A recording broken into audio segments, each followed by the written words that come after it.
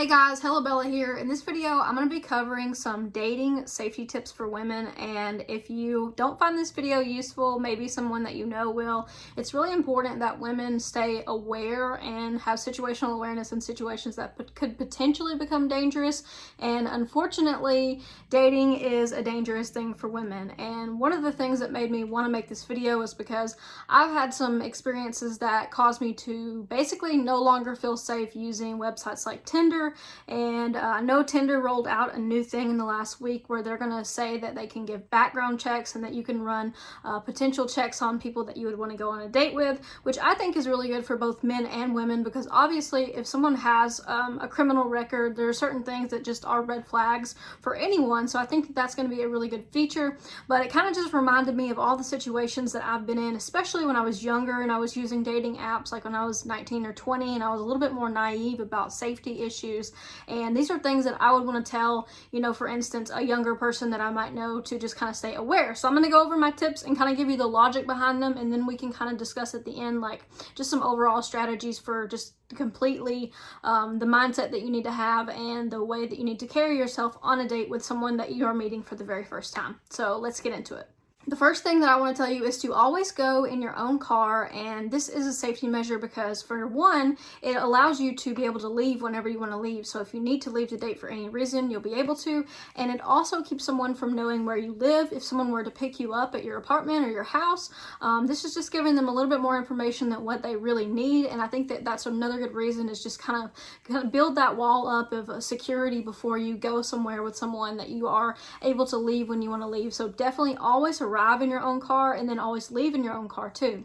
This might be one of the most important tips that I can give you, but that is to tell someone that you trust where you're going on the date, who you're going on the date with, and what time the date is going to be. That way, if anything happens to you, there will be somebody who is looking for you at the end of that date. So you could just simply say, hey, I'm going to meet so-and-so at 6 o'clock at this sushi restaurant, and I would expect for the date to end about 8 o'clock. Just give me a text message and kind of check on me and make sure I'm okay around 8 o'clock if you don't mind. And this is something that anybody that cares about you is going to be super, super happy to do. I do this a lot for people that I know, so I think that this is a good way to just kind of have that outward accountability of somebody else knowing that you're going on the date. My third tip is something that I didn't really realize was necessary until I realized in a big way that it was necessary, and this is to do a Google search on your date and to look for arrest records and look for things like negative social media posts. For instance, if they are posting stuff on social media that is super racist or homophobic or sexist or whatever, things that don't align with your belief systems, this is just an easy way to go ahead and forget about going on that date completely. I think that one of the things that we don't realize is that everything that we post online is kind of a blueprint for our personality, and there are a lot of people who are honestly just like trolls. I mean, I get trolls on my YouTube videos, I get trolls on online quite often, and I think that it's sort of like a safety issue, but it's also just like a personal boundary. So if someone doesn't align with your views, going online to look them up is a really, really good idea. I actually got a really bad feeling once before a date. I was about to meet someone for coffee, and I just kind of was about to walk out the door, and I was like, I don't know, I just had this sinking feeling in my gut that something wasn't right. And I went to my computer and started Googling this person, trying to find their name, and finally found their name, and they had a rape charge. So that second decision before I left the house was something that probably saved me from some horrible, horrible traumatic event. And that was something that I just thought, wow, your gut really is the truest thing that you have. And so that's why tip number 4 is to beware of your gut instinct and follow it no matter what, at all costs. It doesn't pay to be polite in situations like these. You have to take care of yourself, and you don't owe this person anything. Even if you had already told them, hey, I'm on my way, or I've set a time and a place, and you've already arranged it, things like that, there is no reason to give someone the benefit of the doubt, because your safety is the most important thing. So be sure and kind of do some research on people, and I think that that's why that Tinder tool is going to be so important when it does finally come out, because there are actual sex offenders who make Tinder accounts, and it's just really scary, especially for women who are, you know, you're already nervous going on a date, like, because it's just, you know, sort of something that you're not comfortable with. Nobody wants to meet someone for the first time, like it's a little bit awkward, but adding a layer of, I don't know if this person is gonna stalk me, kill me, rape me, anything like that. And I know this is kind of like extreme and hard to hear, but this stuff happens every day, so I just kind of want to, I don't know, almost felt like called to make this video for people who are doing online dating, so that if they watch it, they actually have a little bit of awareness for what could potentially happen. I know that we all know this, but it helps to hear it sometimes. Tip number 5 is something that I have struggled with personally myself, and this is to not drink any alcohol when you are on a first date. Alcohol is something that we all use to lower our inhibitions, but in the case of a first date, it can actually make you think that you like someone more than you really do. It kind of calms your nerves, and it might make you say something silly, and it really just kind of causes you to dull your senses and dull your sense of awareness. So I could really not recommend women to drink on a first date, even if the guy is drinking, you know, just be like, oh, I drove my car, you know, so I won't be able to drink, but maybe another time, you know, something like that. If you want to stay polite, but you also want to stay within that boundary to not drink alcohol on a first date, I think that it's a bad idea. I think that all the times that I've ever done it, I wound up regretting it afterwards, because I'm like, you know, you don't really assess the person that you're on a date with if you're drinking. You're kind of just thinking about having a good time, and you kind of let things go, and you may not have important conversations that you need to have. So I think that drinking on a first date is a really bad idea. The next step that I have for you is to never go on hiking dates, walking dates, kayaking dates, any kind of date that takes you out into the wilderness with someone that you do not know. And obviously I can't believe I'm really having to say this. It's 2021 and we are still going into the woods with strangers. But do not do this ever. I don't care how cute he is. I don't care if you met him through a friend of a friend. I don't care if he's played on your cousin's softball league at church. Like, no, do not do this, because it is extremely dangerous to put yourself in a situation where you cannot get away from someone and there's no one else around to help you. So don't go on a hiking or walking date with someone that you're not really comfortable with. Like, I'm thinking, if this is not your boyfriend, this is not somebody that you need to be going into the woods with, because things can change on a dime and you never know who someone is until you are alone with them. And I think that just for the sake of security, it is a really bad idea. And walking dates, honestly, I just don't see the point of that at all. Like, I'm not a dog. I don't need to be walked. So, you know, I think that that's a bad idea as well. And the one reason, the security issue behind a walking date, is that you don't really know where you're going to end up. You know, he could easily be steering you into a certain location.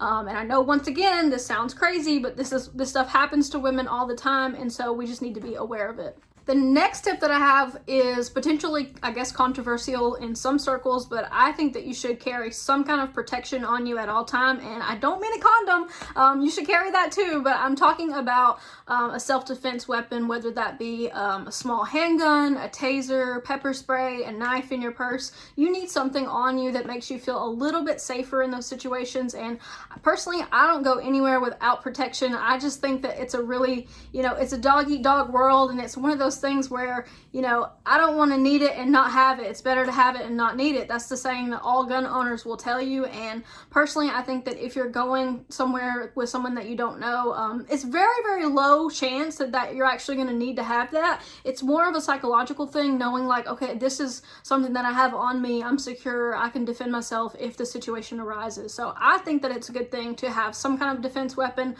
You can actually get a small little taser that will fit in your purse for about $20 on Amazon, and I've personally got one of those, and I haven't had to use it on a person yet, but I did have a animal jump the fence and try to attack me, and I got to use it on, I didn't actually tase the animal, but the animal got pretty close to me, maybe within 3 feet away, and I was able to zap it and it ran away. So, you know, I think that it would definitely deter an attacker in some scenarios. So hopefully, once again, it doesn't get to that, but if it does, you kind of want to be prepared for the worst. So I would suggest, if to anybody that I loved and cared about, if they're going to meet someone for the first time, please have some kind of self-defense thing on you. The next tip I have for you is sort of not so obvious, but that is to not overshare on the date. Don't give away too much personal information, especially if this is a first date. You may never interact with this person again, so you don't want to divulge details that could be harmful helpful to you, especially if, you know, for instance, take the worst case scenario, your date ends kind of awkward and you don't want to date this person again, but then you've given them information that they could potentially use against you and they become petty or bitter or whatever. They may use that against you in some way or another, you know, to get you fired from your job or to do something to hurt you personally or hurt your reputation. So I just think it's never a good idea to divulge too much in the beginning. You know, for me, I'm a small business owner, so that could involve, you know, me spilling the beans on something that was business related that didn't really need to go become public information. So I think that you should kind of keep it to a minimum when sharing super personal information with your date in the beginning. This is sort of a chance for you to get to know them on a base level, but you don't want to really be digging deep, and you don't want to tell them why you got fired from your last job or tell them why your last relationship ended. I just think it's not a good idea to divulge too much personal information in the beginning, and so that is sort of a tip for you that I have, that it may be not so obvious, but something that we also need to be reminded of. Another tip when it comes to the place or the setting of the date is to pick a place that you're already comfortable with. Maybe this is a place that you know somebody on the staff, or you come here frequently enough to feel comfortable, like if something were to happen, that you could potentially ask a server or something, hey, this is happening, can you help me? And that way you would have another way to get out of the date if it is going south. Being on your own turf kind of makes it easier to feel comfortable, and I think that if a man really likes you and if he's into you, he really should come to you. Personally, I wouldn't be driving 30 minutes out of the way to go meet someone in a neighborhood that I've never been to. It's really just not safe for me personally, and it just kind of gives a bad reflection of the date in general. So I would pick a place that you're comfortable with personally, and that way you don't have to you know, feel like you're on the outs and you're on the outskirts of what you're comfortable with for obvious reasons. One of the last things I'll say is that you should have important conversations. Obviously, I said before not to divulge any super useful information that could be used against you, but one of those important conversations could be, you know, how do you feel about politics? Or, you know, what are your 5-year plans? What are you going to do in the next couple of years? And, you know, that's maybe not something to bring up on a first date, obviously, but, you know, if those topics come up naturally, it could be a good chance to assess someone's mindset and see what they're thinking about. And another red flag that I would look for definitely is just the words that someone use. If they are, you know, dismissive to the server, or if they complain a lot, they might not necessarily be someone who's going to attack you or assault you, but just someone that you don't really want to deal with in the future. Maybe they're a mentally or verbally abusive person, so you kind of just got to look out for all realm of possibilities. And I didn't make this video to scare anyone. I just made this video because there's a version of me probably 10 years ago who needed to hear all of these messages, and she didn't hear them, and she put herself in situations that, looking back on, I'm not proud that I did that, but also it was just a lack of awareness. And, you know, it's so normalized for us to go on these dating apps on our phone and meet strangers, and I guess eventually you just become accustomed to it and you don't really think about it anymore. But after reading some articles in the last couple of months about women who were attacked on dates or were tricked into things on dates that they didn't consent to, I just felt really compelled to make this video, especially now that, you know, the pandemic is not over, but we're getting vaccines, and maybe people after they get vaccinated will start dating again. So, you know, I thought that this was good information to bring to you. If you learned anything from it, please hit the thumbs up, and by all means, if you have other safety tips that you can share with women, please leave it in the comment section below. And for my men watching this video, I really appreciate you taking the time to watch this video and to understand that women do have fear when it comes to meeting men in public. This is something that is a risk for us, and, you know, if you have a sister or an aunt or a cousin, and you can pass this video along to them, that could potentially save their life. You know, there's a lot of us who want to be polite in certain situations, and being polite is, you know, kind of reserved for certain situations where you don't have to interact with a stranger. It does not pay to be polite in a situation where your life is at stake.